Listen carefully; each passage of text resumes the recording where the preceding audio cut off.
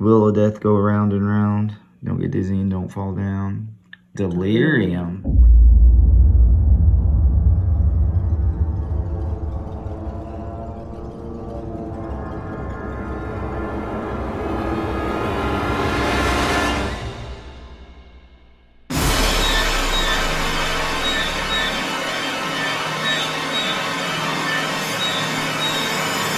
Hey, what's up, guys? I'm Luke. I'm Ainsley. And we are Queenie. Alright, so today we watched a little film.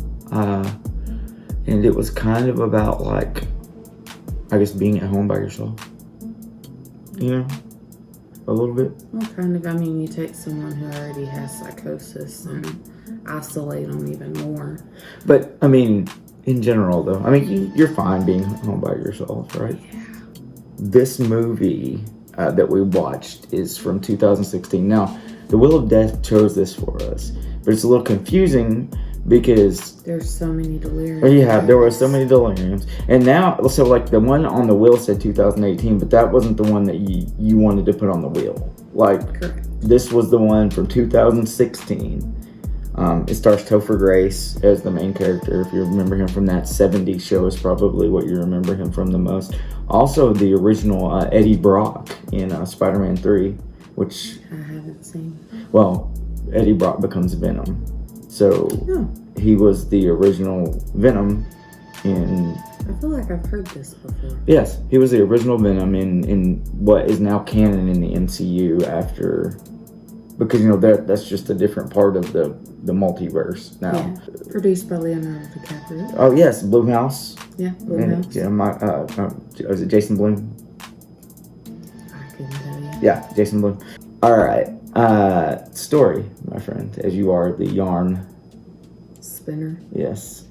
Basically, it starts out with Topher Grace's character in an asylum. He's getting out.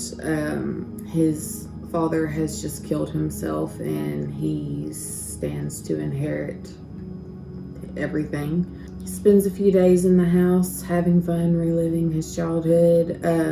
Starts seeing and hearing things. His parole officer, who is not a good parole officer. Don't try to make out with your parolees if you're a parole officer. I feel like that's like a standard no-no. He has to wear like an ankle monitor. He can't walk pretty much outside of the house at all, or it starts to kind of warn him a little bit, and then when he's asked someone to get back. But he's in a massive house, so that doesn't really matter. Well, it doesn't unless he's wanting to get out of the house. Yeah. He has to answer this phone like once a day by the 10th ring, in which that was crazy, like you were saying, because he's in this massive house. Yeah, it's huge, and like his bedroom was upstairs and in some wing, and like within 10 rings he has to run all the way into the kitchen to be able to answer. And I was thinking, why didn't they just give him a time to answer, you know, to be there or whatever? But then I guess because it can't be random like a drug test, which they also make him do. Yes. So he can't drink or do drugs. Now, which the parole officer also gives him booze. So yeah, makes out with him. Tries to make out with him. I mean, so all of this, he's seeing and hearing things, in the house, right? He's seeing seeing his brother. He starts also seeing his dad, who he finds out has been he was dead for like 3 days before they found him. And the dog ate him. Yeah, and so he's seeing the dog, who they said actually got put down, like, you know, the Thursday before he moved in. I don't know what day it was they moved in. They said it was like 3 days ago. So he's without his medication. He's got this Genesis Rodriguez, who we talked about a little bit before. A cute little delivery girl, like he calls because he doesn't have any fruity pebbles. So he calls to have like groceries delivered to his house. One of the funny lines to me in the movie was when she says, "Look it up on Wikipedia," and he goes, "Who's Wikipedia?" It's pretty funny. Starts seeing his brother, doesn't know if he's real or not, actually thinks he's not real. Brother kind of, spoiler, is real, and is kind of playing up the fact of messing with his brother of, yeah, I'm just in your imagination and everything, but then hits the fan. when both the parole officer and Lynn are in the house, he kills the parole officer, is going to kill Lynn. They somehow end up in this tunnel underneath a swimming pool that they have inside and find their mother locked up in a cage. So it all hit the fan to the swimming pool, okay? Yes. Like, which is now terrifying to me. I was like, holy shit, I love that pool. And then now I'm like, holy shit, that's terrifying. So the reason being, it was cool because it was almost like there's a room and the floor just opens up and there's a swimming pool in the floor, and you're like, that would be amazing if I could just walk into my living room. I guess you never thought, because you see that kind of stuff on movies or, you know, even in cartoons when you're younger, where they would have stuff like that. The separating floor into the pool, and you never really think about the fact that that's electronic and can malfunction. So he's taking a swim in it, and as he's underwater, it starts to close, and he barely makes it out. And at that point, I'm like, I'm never getting in one of. Yeah. It was like one of the most like realistically terrifying things you could really think of. Tom and Lynn get out, then the mom grabs a hold of the older brother in her last grips of life and puts a chain around his neck and makes him stay down there, and brother dies, and that's the movie. Yeah, and then the cops show up at the end, and we really don't know what happens. And ask if it was his house, and he said it was, and then that was the end. We have to, right off the bat, acknowledge the fact that this is very much a take on like almost the Disturbia story, you know what I'm talking about, of so like it's been told many times, but the most recent one I think before this one was probably the Shia LaBeouf movie, where like he's under house neighbor. Yeah, like he's under house arrest, and he sings stuff. I mean, it's not in his house, but it's outside of his house, and he can't leave. His neighbor. He thinks murdering people. Yeah, and that's an old, I think, like Alfred Hitchcock. Oh, Rear Window. Yeah, or something. Yeah. So, it's like, this is kind of in that trope, I guess you would say, or in that vein of like, they did something very new and different spin on it, which is cool for, you know, location being very limited, even though it was a massive house, and to the characters being limited.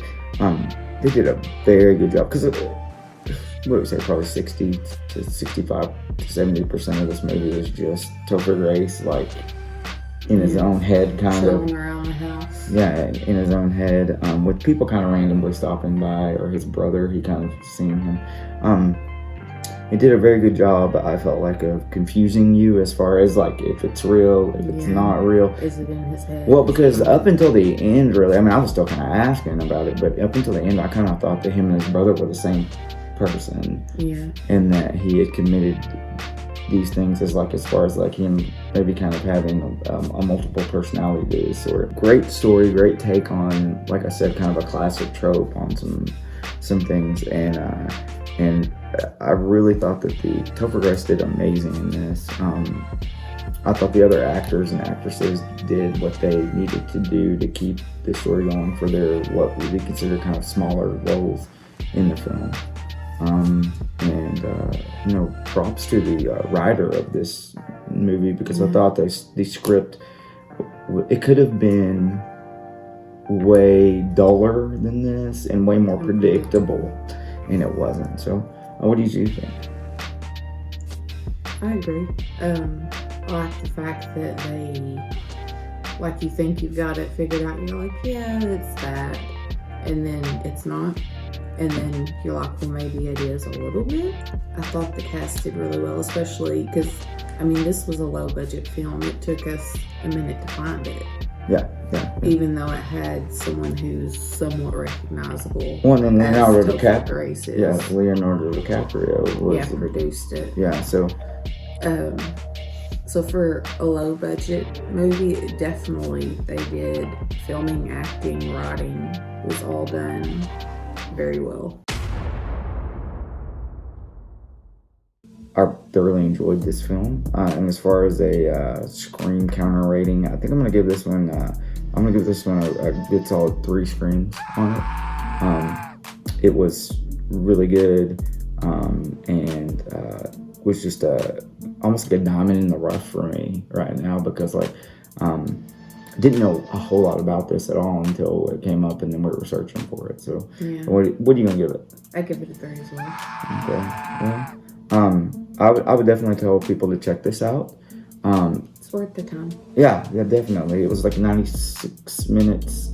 It's actually on Amazon Prime.